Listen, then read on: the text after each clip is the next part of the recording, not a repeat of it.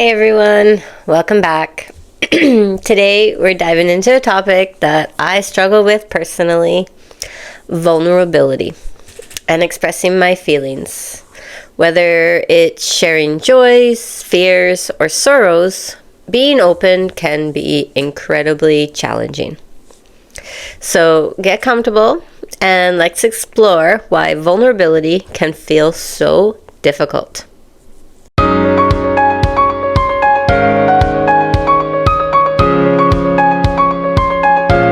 Hello, I'm happy to see you all here. My name is Amanda, and I am on a personal journey of healing and self-discovery. I'm working to find the right balance between my feminine and masculine energy. I'm not a licensed therapist. These videos reflect my own experiences, so take what resonates with you, and I encourage you to share your own stories and experiences in the comments below. Before we start, sorry I haven't been posting recently. I had a cold for 4 weeks. I lost my voice for a week and I had to get 2 blood tests done. Wasn't a great November.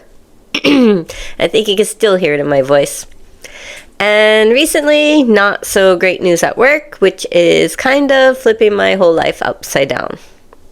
But I guess they say with healing, there's always life challenges that will come to test you. All I can say is the universe has a plan, and it will make sure you follow that plan whether you want to or not. You don't get what you want, but you get what you need. Anyways, I'm back and ready to start talking with you again. With stuff that has happened, today's topic has been a common theme. So, I've been feeling a little low, and recently there is a big transition happening in my life. Well, to start, I just turned 40 in November. And me being a Scorpio, which I heard is a normal thing for us, birthdays are a difficult time for me. I usually cry. Sure, I get excited for it leading up to the days, but when the day does come, I just want to disappear and wait for it to pass. But if I do, I'll regret it, so I try to do something. So on my birthday, all I can think about is what have I accomplished that I had set out for myself, and how much more do I have to do in the next year? Do I have to change my plan? Or do I continue on my path? Like, what do I do? But I had a wonderful person to share my birthday with. He made me feel very special, and I am truly appreciative of him. I felt bad the next day. I couldn't hold back my emotions, and I started crying because of the overwhelming pressure I put on myself and the goals and just reevaluating everything. I was actually hoping I could hold off the tears until he left, but my body said, not today. It's happening now. It was the first time he's seen me that emotional, and I had to communicate and open up to him, which I would normally be scared to do. Well, actually, I was terrified to express my feelings, but I put my trust in him, and I actually appreciated the talk we had. I think it opened up some good communication between us. And plus, another event recently related to my work caused me to break down and cry in sadness and anger, and he was there for me. So this brings me to today's topic of vulnerability. It's scary, but can also be beneficial. So, first off, vulnerability. It can be described as uncertainty, risk, and emotional exposure. It's about being open to others and showing our true selves, imperfections and all. But why does this matter? Vulnerability can lead to deeper connections, stronger relationships, and a greater sense of belonging. Yet, for many of us, it feels like stepping into the unknown. We fear judgment, rejection, and sometimes even our own feelings. We think, isn't it easier to put up a wall and just keep our emotions hidden? I'm sorry, I used to think that way, but recently not from my experience. That wall is a comfort zone that keeps you alone. And honestly, I don't want to feel alone anymore. One of the biggest barriers to vulnerability is fear. Fear of being judged, fear of appearing weak, and the fear of the unknown. When we think about opening up, our minds often race with, what if they don't understand? Or what if they use my feelings against me? And my fear, what if I scare them away? This fear can be paralyzing. For many, it stems from past experiences. It could be a childhood memory of being teased for showing emotion. I do have a very vivid memory. Once in school, I cried because I was embarrassed, and some kids laughed at me for crying. I lied, and I said I didn't feel well, so they thought I had a legitimate reason for crying. I had to make excuses for my emotions so others would be comfortable. And sometimes it could be from being in a relationship where sharing feelings led to conflict. These experiences can create a protective shield around our hearts, making it hard to let anyone in. We could also consider the society expectations. Many cultures often celebrate stoicism over emotional expressions.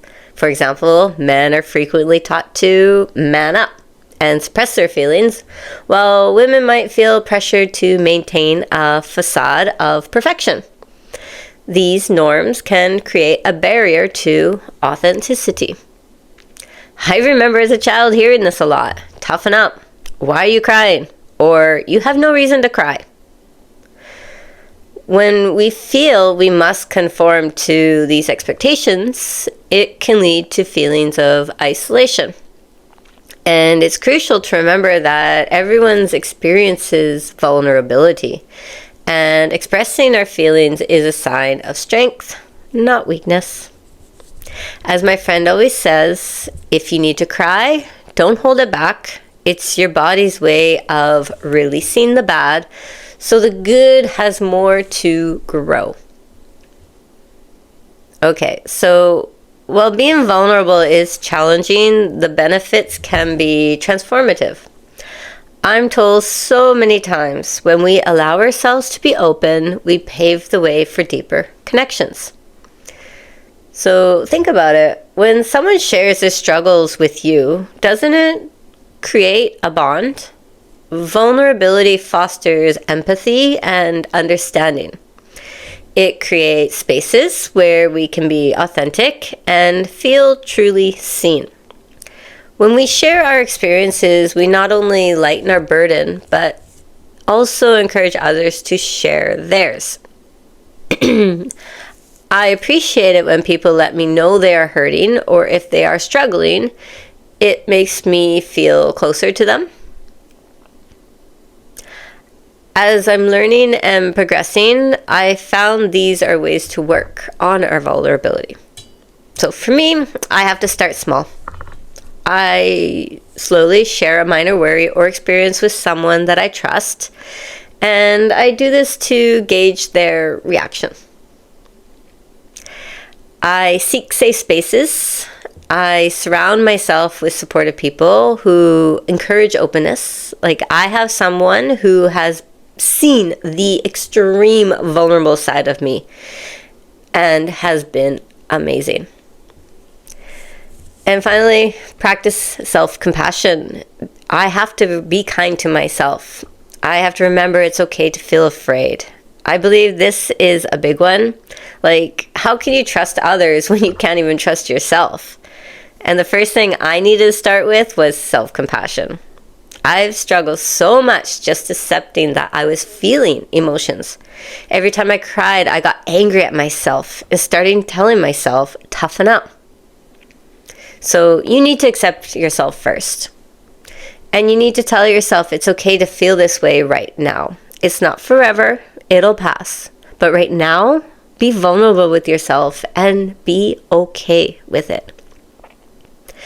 Remember, vulnerability is a journey. It's not a destination. It takes time and practice, but the connections we form through sharing our true selves are worth it.